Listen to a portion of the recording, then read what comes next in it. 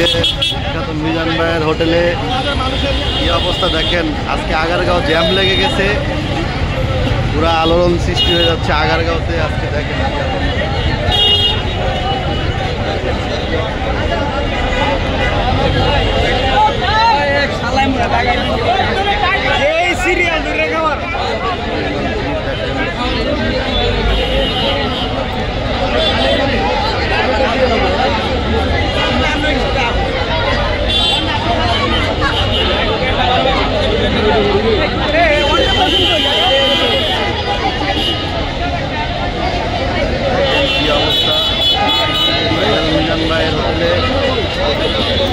প্রচন্ড ভিড়,